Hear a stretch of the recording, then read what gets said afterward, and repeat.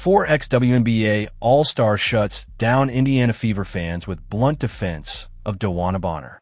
Well, DeWanna Bonner's return to Gainbridge Fieldhouse in a Phoenix Mercury jersey was one of the most anticipated moments of the season, and it didn't come quietly. After all, the former Indiana Fever player had played 9 games for the franchise, so she needed a grand welcome. So, Fever's audience had her arrival marked on calendars, and when the moment came, they burst with boos and chants of "quitter." But while the Fever fans were quick to make their disapproval known, not everyone was willing to let the narrative slide without pushback. And it's because Mercury star and 4-time WNBA All-Star Kahleah came to DeWanna Bonner's defense following the backlash. She called out Fever fans, saying, "I just don't understand," Copper said after the Mercury's 107-101 loss. Like, she's a legend. All the things she's done for the league. The disrespect, I just can't get down with it. And yes, she's right. Considering Bonner's experience and her 11-year run in the W, she's definitely one of the league's legends. Yet, boos rained down from the rafters when Bonner checked in for the first time with about 7 minutes left in the first quarter. And as if that weren't enough, when she was fouled on a 3-point attempt and stepped to the line for free throws, fans started yelling, "Quitter." And Copper noticed every single moment. She didn't just sit quietly. Kahleah stated this moments ago about the Indiana Fever fan base. This is what she stated. "It's just very distasteful for what their fan base is doing as far as when it comes to DB, because she's just sweet or so, and the situation didn't work for her." Kahleah on DeWanna Bonner's return to Indianapolis tonight. Somebody said, "Ain't no way this just happened." Bro, I'm crying. And honestly, same. Because this right here, this ain't Photoshop. This ain't satire. This is real life. And my notifications? Going absolutely nuts right now. So let's talk about it. Let's talk about what I tweeted after watching Kahleah cook tonight. And I stand on it too. But now I got folks in my mentions mad confused, saying, "Wait, is this a player or a coach or a media person?" Bro, yes, she's a reporter, all right? Clear as day. She even said it herself, something like, "We gotta hang our hat on defense, can't give up 100 blah blah back to the drawing board." Okay, cool. Respect. But let me tell you what really happened. Let me break it down. The Phoenix Mercury lost this game because of one simple thing. And y'all already know what I'm about to say. It's DeWanna Bonner. Yeah, we're going back to it. Again, I'm sorry, but it has to be said. You cannot ignore the energy she brought, or didn't bring, to this matchup. And this ain't just me talking. We said this during the first 10 minutes of the live earlier tonight. The game was already cooked before halftime. No defense, no adjustments, and a whole lot of standing around hoping someone else would save the day. That's not how you win in this league. So yeah, laugh now. But what I'm saying, it's facts. Go watch the tape. This right here, this is why I always say, John, get that footage. And we know you're going to get it. You always do. Salute to you. I'm going to get my hands on it when it drops, believe that. But listen, this is why folks keep side-eyeing DeWanna Bonner. The Mercury? They were 3-4 when she was in the lineup. The Fever? 4-5 without her. Now check this. Mercury go 13-6 without Bonner. Fever? 11-7 without her. So you telling me she's not the problem? Nah, she's the problem. Point blank. Y'all keep trying to deflect. Blame the fans. Blame the media. But this right here, this ain't on the fan base. This is on her. She's the anchor dragging the ship down. Don't tell me it's bad chemistry or growing pains. No, the numbers do not lie.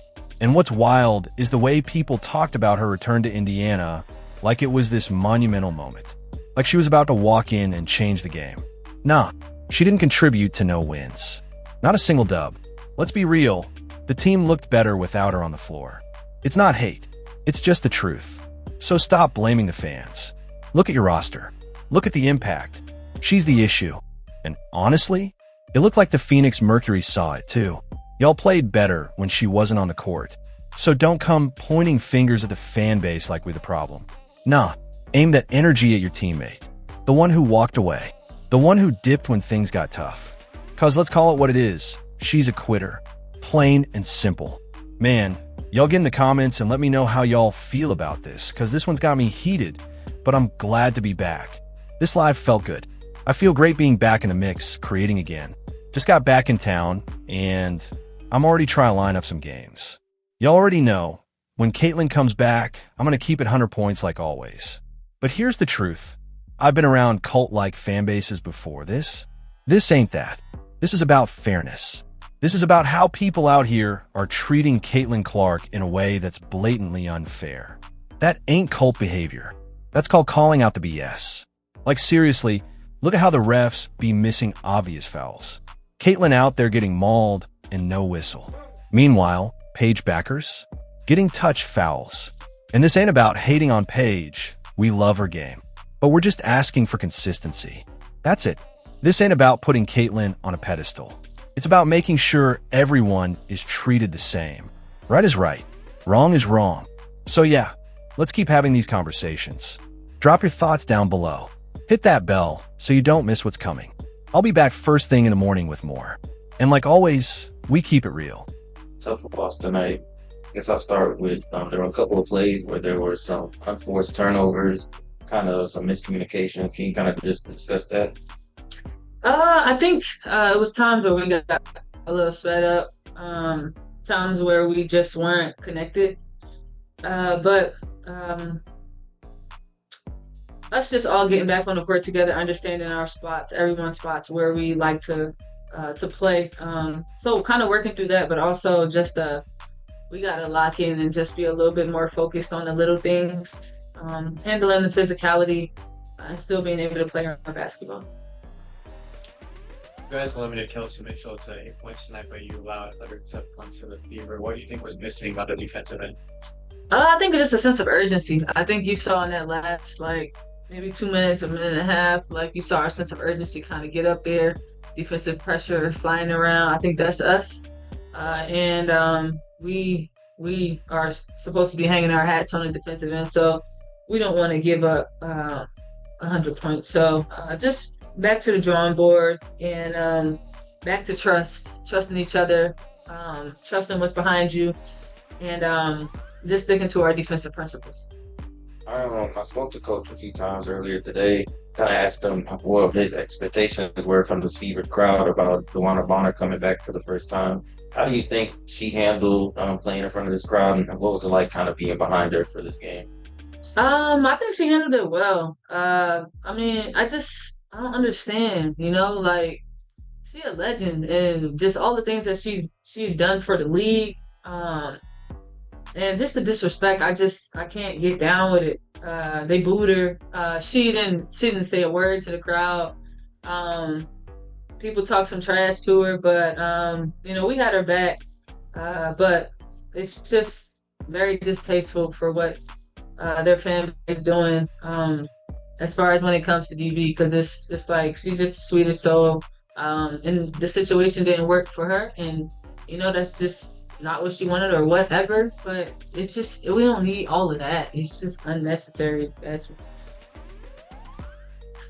you talk to her during the game, I guess, just try and pick her spirits up, or is that something you guys believe? No, we weren't really worried. We just was just whatever. Some people said some things, but it just was whatever. We did it all night, so it was just not something that we wanted to give our energy to. But she handled it well. Yeah, she handled it well. People were saying they just fanned in the stands, or? We had fans. They booed her. Some people said some stuff about her leaving. Just yelling. Yeah. Were there any positives you can take away from the atmosphere in this arena and how that compares to the rest of the leagues? Someone had a sign that said DB with a crown over top of it. That was the best thing about it.